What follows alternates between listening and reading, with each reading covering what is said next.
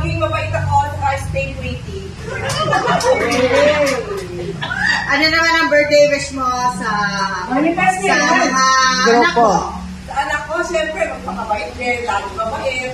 Tapos, masaya, loving. Anong birthday wish mo sa asawa mo? Sa asawa ko, siyempre, lagi siyang bumibet. Ano naman ang birthday wish mo sa business mo?